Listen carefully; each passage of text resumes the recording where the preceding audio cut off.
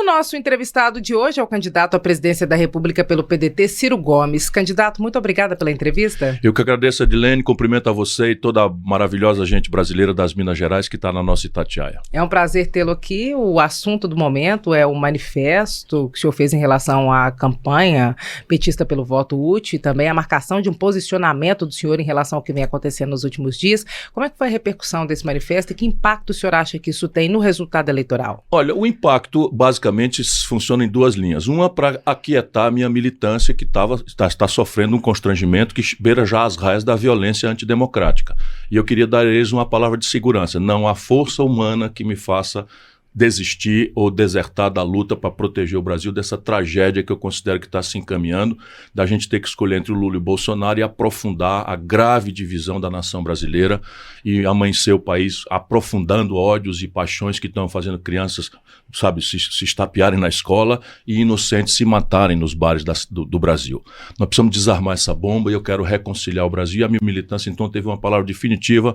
Até às 17h30 do dia 2 eu levarei a bandeira do Projeto Nacional de Desenvolvimento e, com a bênção de Deus, só o povo brasileiro dirá do meu destino, se é a vitória, se é, enfim, a derrota, em que tamanho será, eventualmente, a vitória ou a derrota. De outro lado, eu queria dar um sinal para os meus ilustres adversários que estão promovendo essa campanha fascista, antidemocrática, porque você pedir voto é absolutamente natural.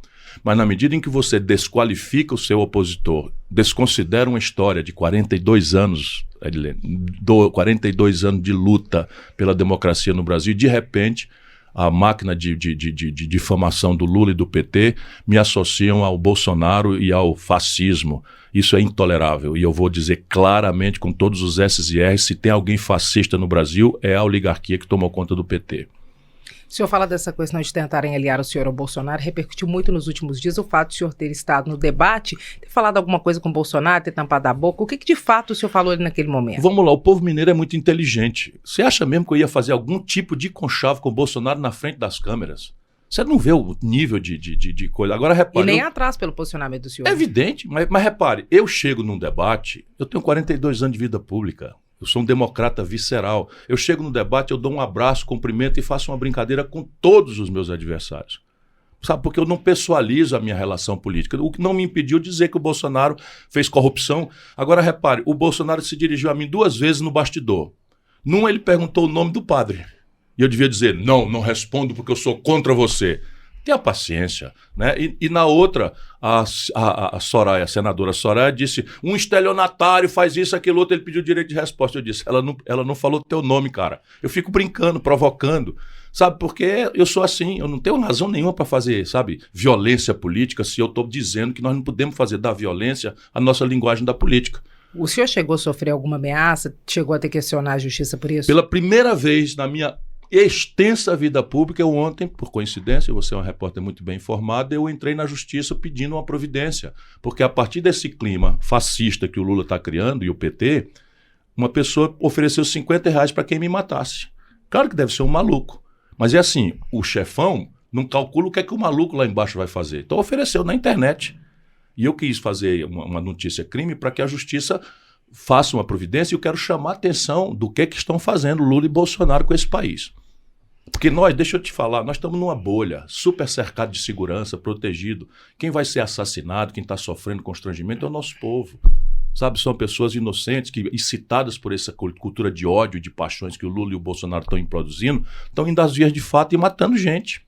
O senhor acha que algum de vocês, candidato, pode sofrer algum atentado até o pleito eleitoral, até depois? Não é da tradição brasileira, embora nós tenhamos tido o constrangimento de assistir aquele atentado em Juiz de Fora que quase matou o Bolsonaro.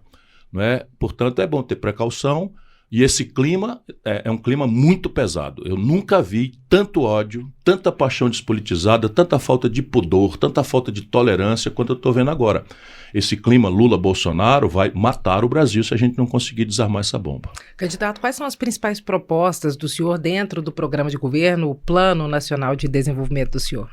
Eu sustento, só para a gente ter clareza, de que o problema do Brasil é o mais trágico da história e isso não é problema de Chico, Maria ou Manel. Chico, Maria ou Manel ajudam ou atrapalham, mas por trás do Chico, da Maria, vamos ter clareza, por trás do Lula, do Fernando Henrique, do Bolsonaro, existe rigorosamente o mesmo modelo econômico, câmbio flutuante para primário, meta de inflação, teto de gastos, autonomia do Banco Central e política de preço da Petrobras. Pode comparar. Se não for igualzinho, eu retiro a minha candidatura, que é o que eu estou dizendo para o petista ter clareza do que é que nós estamos falando. E do outro lado, o mesmo modelo de governança política. Deixa eu te pedir, para a gente parar para pensar. O Brasil se redemocratizou em 89. De lá, Collor caçado, Dilma caçada, Lula na cadeia, Michel Temer na cadeia, Fernando Henrique e Bolsonaro desmoralizado. Todos governaram rigorosamente concedendo à corrupção, ao centrão, à fisiologia, o centro do modelo de poder. Não estou falando da corrupção como um acidente na vida da gente, como o pecado. O pecado é sempre uma possibilidade para um ser humano. Então a corrupção sempre acontecerá. O problema no Brasil é que a corrupção virou um elemento central do modelo de poder do Brasil e isso eterniza cada vez mais profundo uma crise eterna. Vou falar eternismo, é crise eterna, para fazer, sabe, o pleonasmo. E é isso que eu quero mudar. Quais são as principais linhas? As principais linhas é, primeiro, o Brasil precisa de um plano. Por onde é que nós estamos indo? O que é que nós queremos ser em matéria de divisão internacional do trabalho? Tu acha que nós vamos pagar a conta da vida moderna que o nosso povo deseja? Meio de diagnóstico médico, química fina moderna, não é carros modernos, eletrônica moderna, celulares modernos, tablets modernos, com soja, milho, boi e porco e galinha? Não paga a conta. E o Brasil está destruindo a sua plataforma industrial. Então, onde é que nós estamos indo? O que é que eu proponho para resumir? O Brasil devia se impor a tarefa de ser um Portugal, que é o país mais pobre da Europa Ocidental, em 30 anos. Onde é que nós estamos hoje em matéria de renda, de matrícula, de mortalidade materno-infantil, vaga para criança em creche, nível de acesso da garotada de 18 a 25 anos ao ensino superior? Então eu peguei todos esses indicadores de qualidade de vida, de renda e estabeleci que, para mim, nós vamos estabelecer um plano em que eu vou fazer 4 anos, mas os que vierem depois vão cumprir esse mesmo plano, porque nós vamos colocar na Constituição os elementos centrais e o Brasil então vai virar um Portugal em 30 anos. Isso significa que o Brasil precisa crescer 5% ao ano. Nós crescemos quase 7% ao ano durante 50 anos, entre 30 e 80. Só que agora estamos crescendo 0. E aqui, como é que vira o jogo? Aí eu começo a dizer como é que vira o jogo. Primeiro, uma política de renda mínima que bana a fome dos brasileiros. A ideia de que você, em todo domicílio, haja pelo menos, em média, R$1.000, de maneira que ninguém fique abaixo de R$417, que é a linha de pobreza definida oficialmente no Brasil. Então, supõe um trabalhador de salário mínimo com carteira assinada. Ele, a mulher e 2 filhos. Então, é ele com salário mínimo e 4 bocas para comer. Então, divide 1.200 por 4, para fazer uma conta rasa, isso dá R$300. Então, naquela casa, você tem 4 pessoas abaixo da linha de pobreza, que é R$417. O governo complementará como direito previdenciário. Chega de chantagem, de véspera de eleição, bolsa isso, muda o nome para bolsa aquilo. Bolsonaro é melhor do que o Lula, porque o Lula pagou 200 e o Bolsonaro paga 400. Sabe, isso é ridículo. Nós precisamos botar na Constituição para que todo mundo tenha direito, como aposentadoria, como renda mínima de cidadania, a complementação de renda. Então, 300 para 417, 117 por cabeça, vezes 4, o governo paga essa complementação. Segundo, uma política de salário mínimo que ganhe da inflação. O Brasil, deixa que eu diga ao povo brasileiro, tem o pior salário mínimo das Américas. Para não dizer que é o pior, só ganhamos do da Venezuela. Sendo que do México para cá, nós somos a economia mais rica do mundo. O Uruguai paga R$2.500, nós pagamos R$1.200. Então é preciso recompor o poder de compra do salário mínimo, que há 4 anos perde para a inflação. Depois você tem uma renegociação da dívida das famílias. Porque a caridade, a demagogia, não. 60% do motor que ativa a economia é o consumo das famílias. E as famílias consomem o que tiverem de renda e o que tiverem de crédito. A renda, por causa do desemprego e da informalidade, está no pior ciclo histórico. E o crédito está colapsado porque 66 milhões e 600 mil pessoas estão com o nome sujo no SPC. E não é culpa delas, é culpa de uma política de juro criminosa que se implantou no Brasil há 25 anos, com todos fazendo a mesma coisa. Lula, Fernando Henrique, Bolsonaro, rigorosamente a mesma coisa. Então, resultado, eu proponho um refinanciamento. Quando eu comecei a experimentar isso, a gente consegue descontar 90%. Sabe qual é a dívida média? R$4.000 por cabeça. Desconta 90%, sobra R$400. Qual é o problema de eu financiar via Banco do Brasil, Caixa Econômica, em 20 vezes, R$400, dá R$20 de prestação, eu boto um jurozinho de 20%, o Banco do Brasil ainda ganha dinheiro, e eu tiro as famílias dessa humilhação eterna por um crédito, com cinco pessoas se associando, uma avaliza a outra, no mês que uma não puder pagar, o outro amigo cobre, está tudo pensado. Depois um programa igual para as empresas, 6 milhões de empresas estão no Serasa, que é o SPC das empresas, estão quebrando. São 18 milhões de empregos que vão para o ralo já se a gente não acudir essas empresas. Depois você tem um programa de gerar 5 milhões de empregos em 2 anos. Eu sei fazer isso, eu fui governador, fui prefeito, enfim. Como é que faz? Retoma 14 mil obras paradas. já licitadas, já licenciadas, e com 10%, 20% daquilo. De onde é que vem o dinheiro? Corta 20% das renúncias fiscais. Deixa eu dizer o que é isso. Hoje, no Brasil, a pretexto de dispensar imposto da cesta básica do povão, o lobby dos produtos de luxo foi metendo na cesta básica produtos que o brasileiro médio só vê nas novelas da Globo. Salmão, queijo suíço, sabe? Filé mignon estão na cesta básica, para não pagar imposto. Só o PIS/COFINS dá 8 bilhões de reais por ano. Minha irmã, com 8 bilhões de reais eu boto 1 milhão de crianças numa creche em tempo integral. 1 milhão de crianças. Com 3 anos eu boto 3 milhões e zero a fila de creche no Brasil. Olha o que eu estou dizendo. Estou falando o que fazer, como fazer e de onde vem o dinheiro. E é possível fazer isso sem furar o teto de gastos tão importante para o mercado? Não, nós temos que acabar com esse teto de gastos. E a razão básica é a seguinte: não existe isso na literatura nem na experiência de nenhuma nação do planeta Terra. Porque o que é que se vendeu para o povo? É que nós precisamos ter uma lei severa que proíbe o governo de gastar mais do que arrecada, não é isso? Todo mundo, então vamos fazer isso, porque não pode o governo gastar mais, está pagando imposto demais, é muita corrupção. Só que a maior despesa do governo é juro. Juro para banco. E juro é gasto corrente, igual o papel higiênico do banheiro da escola ou gasolina por causa da polícia. Eles tiraram o juro do coisa. Então, é verdade, eles mentem que é para proteger a saúde do coisa, mas na verdade é para tomar do povo a parte do leão. Então você está arrochando a educação, menor investimento em 10 anos, a saúde, menor investimento em 10 anos, segurança pública, nós estamos gastando 33 centavos de cada 100 reais do orçamento com segurança pública, um país que está apavorado, as facções criminosas dando as cartas nas periferias, gastamos 33 centavos de cada 100 reais, um terço de R$1, percebe? Um terço de 1% a gente gasta com segurança pública no Brasil, e eu estou obrigado, se eu for eleito pela revolucionária libertação do povo brasileiro, estou chegando lá obrigado a gastar o que o Bolsonaro gastou, mais 6%. Isso não existe, eu acabo com isso no primeiro dia. E acaba como? Assim como eu estou lhe dizendo, vou propor uma reforma à Constituição que é completa, não é só essa questão. O projeto, ele apresenta uma proposta toda, eu vou apresentar essa proposta em todas as etapas da campanha para que o povo, ao votar em mim, vote nas ideias. Isso diminui muito a distância entre um presidente que quer reformar o país, que nunca tivemos, e um Congresso que tende a reagir. Vou propor nos 6 primeiros meses, que é aquela hora mágica, e que o deputado não fica contra um presidente que acabou de receber a generosa votação do povo, mas eu vou negociar. Diferente dos mentirosos, como o Bolsonaro, que diz que é contra o Centrão e agora está lá vendido, eu vou negociar, só que eu vou negociar diferente.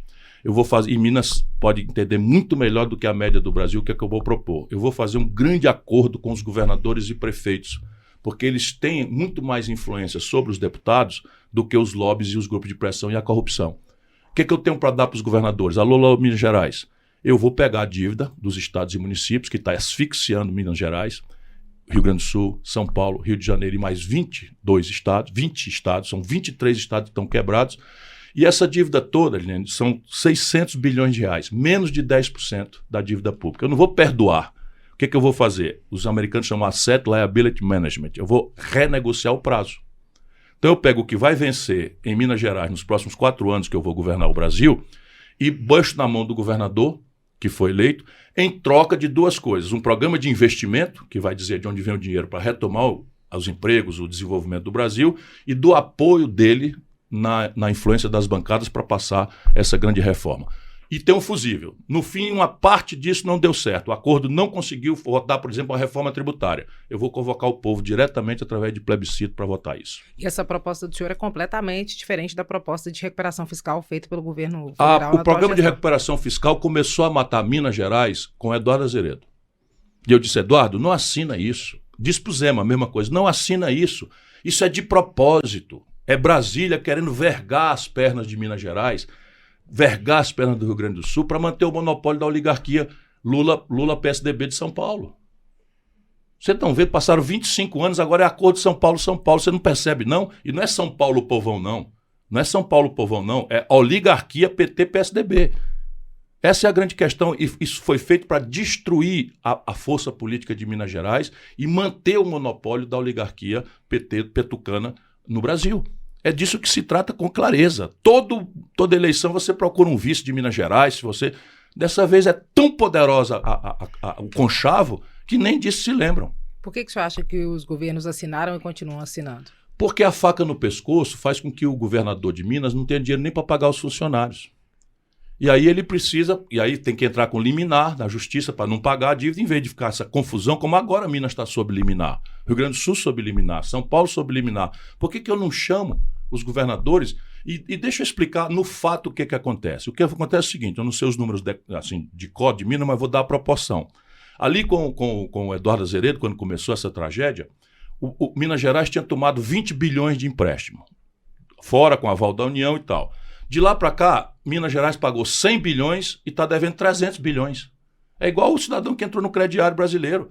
Ele foi lá, comprou um micro-ondas por 600, pagou 200, o filho ficou com fome, perdeu o emprego, ou a conta de energia foi cortada, a energia, a pessoa não pagou a prestação, quando voltou para tentar pagar, está devendo 1.000. Por causa dessa política maluca de juros, que Minas não tem nenhuma influência sobre ela e é impagável. Além do que, você tem outras alternativas. Para quem, como eu, ama Minas Gerais e a fundamental importância de Minas, o que eu lamento é isso, é um debate marcado por, sabe, por paixões e ódios, as pessoas estão aí votando sem se preocupar nem com o seu próprio interesse. Mas os direitos minerários da Codemig, eles não são líquidos, não vale dinheiro agora. Mas me dizem os especialistas que pode haver ali no patrimônio do povo mineiro R$1 trilhão. Sabe? E a União pode perfeitamente lastrear uma coisa para libertar Minas dessa dívida, porque a União não precisa que esses direitos minerários sejam líquidos, ou sejam, valem dinheiro hoje. A União não precisa resgatar isso. E Minas precisa, porque a polícia está sem reajuste, os professores estão sem reajuste, a situação, enfim, de Minas Gerais é extremamente delicada. E eu quero ser o cara que vai libertar Minas Gerais. Isso é contra a privatização da Codemig? Eu sou completamente contra. Seria um crime. Por quê? Porque eu estou lhe dizendo aqui que os direitos minerários da Codemig podem valer R$1 trilhão. Deus é quem sabe hoje, porque isso nunca foi avaliado. Isso nunca foi avaliado corretamente, percebe? E é preciso que a União Federal, respeitando a força e a necessidade do equilíbrio federativo, devolvendo prestígio a Minas e ao povo mineiro, avalie isso com paciência, com tecnicalidade e sem o interesse privado corrupto que dominou o poder no Brasil. Essa é a grande verdade. Hoje, o jogo de Bolsonaro contra Lula é para ver quem roda a manivela do mesmo modelo econômico corrupto e da mesma governança política safada do Brasil. O senhor falou da importância de Minas na composição para uma corrida no cenário nacional, a presidência da República. O senhor, em Minas Gerais, no começo, tentou ter como seu principal cabo eleitoral, seu candidato ao governo do estado, o ex-prefeito Alexandre Calil, que hoje é o candidato do ex-presidente Lula. Como é que o senhor acha que essa ida do Calil para o Lula pode ter impactado a candidatura do senhor em Minas Gerais? O senhor vendo hoje o desempenho do Calil, o senhor acha que não impactou? Qual que é a leitura que o senhor faz? Não, veja, eu procuro fazer aquilo que a consciência me aponta como correto. Talvez seja esse o preço que eu pago, não é? Por não me vender, porque eu não estou a fim de ser presidente do Brasil deixando a alma vendida no caminho, porque eu vou dizer de novo, do Collor para cá, todos os presidentes se ferraram. Ou foram presos, Lula e Michel Temer, ou foram caçados, Dilma e Collor, ou estão desmoralizados, Fernando Henrique e Bolsonaro. Percebe? Eu quero acabar com isso, eu quero sair, sabe, pela porta da frente, como eu sempre fiz quando governador, quando prefeito, ministro da Fazenda do Itamar Franco, esse grande brasileiro das Minas Gerais. Enfim, então eu só quero ser presidente se for para mudar. Se for fazer mais do mesmo, façam aí. E eu vou chorar, muita tristeza, a destruição do nosso país, que eu estou assistindo acontecer. Percebe? E aí o que acontece? Lá em Minas, eu andei com o Calil na primeira eleição dele. Depois, na segunda eleição, ele me apoiou lá na eleição de 2018. Então, era uma relação natural, tem muitas afinidades, assim, com o jeito dele, etc, etc. De repente, sem um telefonema sequer, acontece, não estou reclamando de nada, apenas estou respondendo respeitosamente a sua pergunta, ele aparece do lado do Lula. Não sei, francamente, se foi bom para ele. Não sei, francamente, porque Minas se lembra da tragédia do PT. Acabou de acontecer recentemente a eleição do Zema, não é? Na sequência do Pimentel, a Dilma, que foi candidata ao Senado lá, foram desmoralizados. O PT não teve, na eleição de prefeito, que o Calil fez, apresentou um quadro respeitabilíssimo, tirou lá, sei lá, quinto, sexto lugar, por causa da tragédia que aconteceu. E o Calil, acreditando nessas ilusões, né, de pesquisa e tal, associou a imagem dele, um cara que era um político diferente, ao velho político corrupto em que se transformou o Lula. Eu acho que isso foi mortal para ele. Para o Lula, o senhor acha que compensou? Sim, porque lá o PT estava morto. Não foi o Nilmário Miranda, o candidato? Quantos votos ele teve em Belo Horizonte? Percebe? Quem era o candidato que o PT podia ter lá? O PT não tem candidato no Rio. O PT vai perder feio em São Paulo. Sabe, o PT não tem candidato em Minas Gerais, como eu estava ali falando, e o PT virou isso. Vamos pegar para trás. Não é palpite meu, nem desejo, nem nada, é uma análise. Quantas capitais você lembra que o PT fez nas eleições passadas, agora, há 2 anos atrás? Você acha que o PT tem completa decadência? Completa decadência. É Lula dependente. Como o Lula está completamente decadente também, a decadência é completa. O Lula só sobrevive por causa da tragédia do Bolsonaro. Se não, isso é a tragédia do Brasil. Quer dizer, o Bolsonaro é eleito como um protesto contra o lulopetismo corrupto, e que produziu a crise econômica, e agora o Bolsonaro é tão trágico, tão desastrado, tão criminoso, que ressuscitou o Lula e o PT. E ai do Brasil. O senhor falou da maratona do senhor para tentar conseguir emplacar um projeto de Brasil que o senhor acredita que seja o melhor e que vá funcionar e que seja diferente de todos apresentados até então.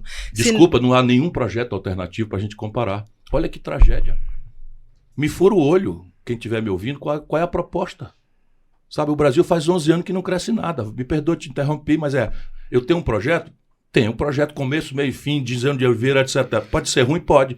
Pode ser bom? Acho que quem prestar atenção vai ver que é o projeto. Porque não é meu, eu fiz isso levantando a melhor inteligência do mundo e do Brasil sobre os assuntos, conheço com grande intimidade. Qual é o projeto do Bolsonaro? Pelo amor de Deus, qual é o projeto do Lula? Nós estamos ferrados se a gente for por aí. Se esse projeto encampado pelo senhor não for vitorioso dessa vez nas eleições, o que o senhor pretende fazer? O senhor pretende agregar o projeto? Botar a viola no saco. O senhor vai desistir? Vai ser a última? Não é desistir, sabe? Eu não faço política como meio de vida. Minha última eleição, eu fui o deputado federal mais votado do Brasil, proporcionalmente. E achei aquela Câmara um ambiente tão decadente, tão podre, tão corrupto, tão, sabe, irresponsável com a vida do povo brasileiro, que, tendo sido o deputado federal mais votado do Brasil, nunca mais quis ser. Eu fui o governador mais popular do Brasil no Ceará, nunca mais voltei, porque achei que a minha tarefa era dar caminho para uma nova geração e consegui, sabe? Consegui produzir. O Ceará tem hoje a melhor educação do Brasil. Então, eu sou diferente. Eu não aceitei as pensões de ex-deputado, ex-prefeito, ex-governador, achava imorais. Não fui morar no palácio quando fui eleito. E não é porque eu tenho mansão, não. Eu morava numa casa alugada. Eu sou assim. Minha vida é republicana. Minha paixão é o povo brasileiro. Mas 4 vezes, é a 4ª que eu sou candidato. Se eu não consigo me fazer entender pelo povo brasileiro, por quem eu sou apaixonado, tá bom, chega, né? Ou que outro venha, tome a bandeira. A presidência o senhor não disputa mais? Há nada mais. E se o senhor for se eu ganhar, vou fazer história no Brasil. E o senhor acha que o senhor vai ter um mandato só? Como só um mandato, porque eu vou propor na reforma, eu vou acabar com a reeleição. Deixa eu te falar, a reeleição é a mãe de todas as safadezas políticas que têm acontecido no Brasil. Por que o Fernando Henrique se desmoraliza? Por que o Lula se desmoraliza? Por que o Collor se desmoraliza? Porque entram pensando na reeleição e com medo de CPI. Todos com rabo de palha, todos vulneráveis à denúncia de corrupção, e se acertam com o centro corrupto do poder político brasileiro pela reeleição e para não ter CPI. O que eu posso oferecer ao povo brasileiro? Eu não tenho rabo preso. Então, quem fizer uma CPI no meu governo está me ajudando, porque como eu não vou roubar, não rouba ninguém.